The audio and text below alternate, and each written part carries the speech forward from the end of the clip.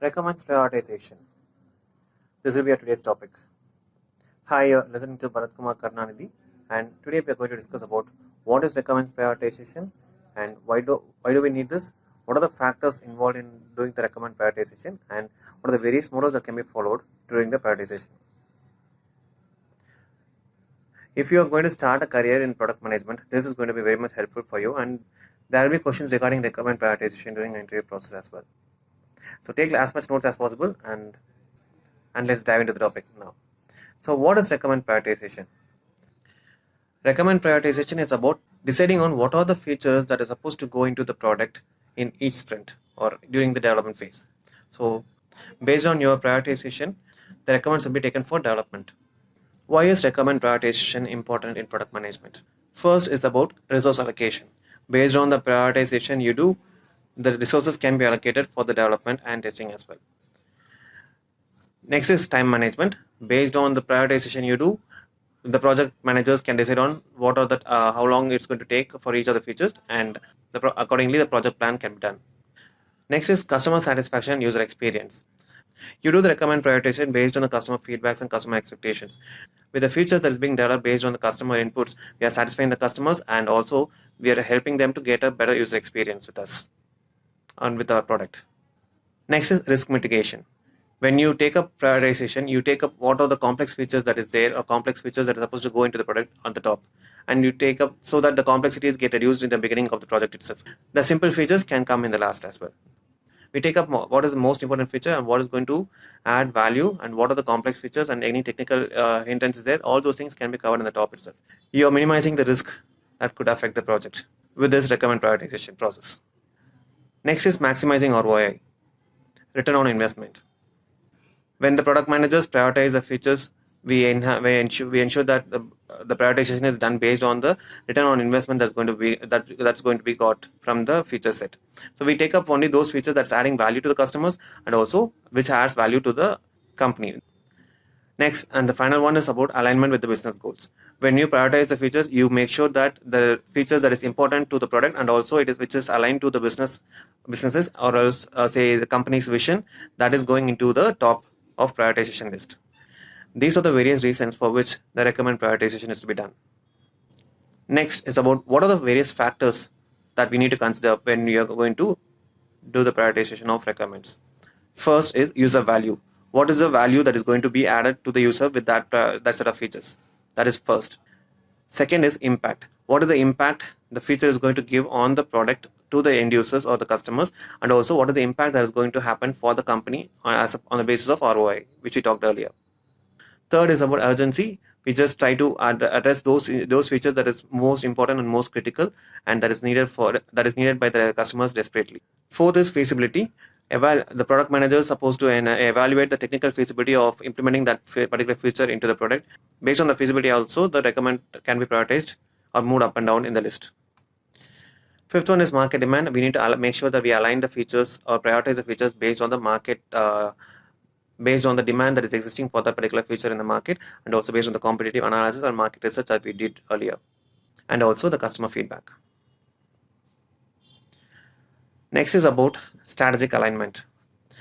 We need to make sure that the features that is getting listed are strategically aligned to our product vision and the goals of the business or to the company's vision. These are the various factors that need to be considered while doing the recommend prioritization. Now let us talk about what are the various models or techniques that's there in the industry for doing the recommend prioritization. First is about Moscow method.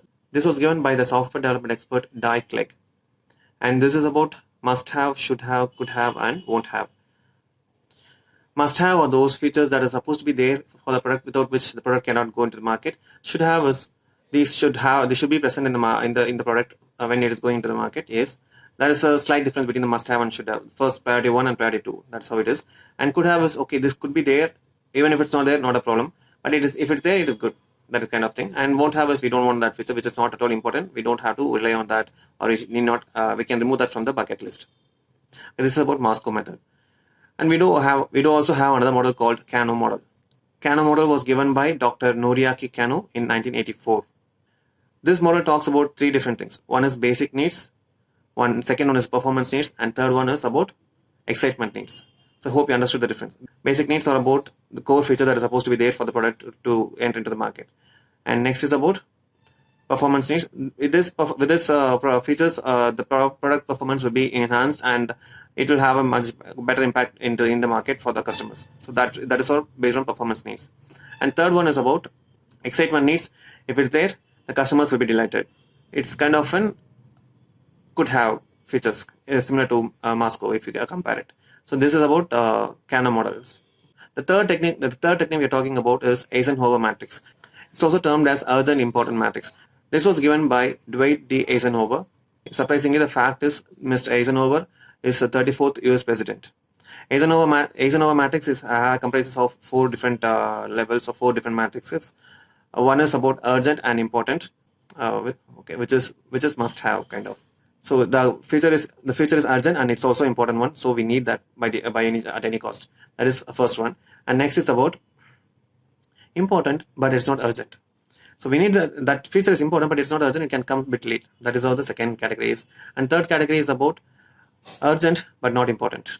This feature is really urgent, but it's not an important feature. But this is being asked by many of the customers in the market. So we need that feature very urgently. So that is the third category. And fourth one is not urgent, not important. This is kind of won't have a list, won't have, and this can be removed in the bucket. So it can be in the end of the list. It can be developed when we have time after the major features and important features are all developed and rolled into the market. So this is about the 4 different categories that is there in Eisenhower matrix. Hope you found this interesting and learned lots on requirement prioritization and its concepts and the techniques that's involved in prioritizing the requirements. Is there any other models or ways or techniques that is there that can be used for requirement prioritization? Feel free to give your comments below. If you have any questions on product management topics or concepts, feel free to drop a message to me, or even you can raise your questions in the comment section below. Please join my VIP Facebook group if you want to hear more information on product management topics. The link for that is given in the comment section below. And also there is a free ebook you can download with the link which is given below as well, for 6 ways to start your career in product management. And if you want to have a one-to-one conversation with me over a call, use the calendar link that is given below in the comment section and schedule an appointment with me so that we can have a one-to-one conversation over phone. That's it for today. Hope you got immense value by listening to the video. Please feel free to share your notes in the comment section. I would love to read that. See you again in the next video. Until then, this is Bharat Kumar signing off. Have a nice day. Bye bye. Take care.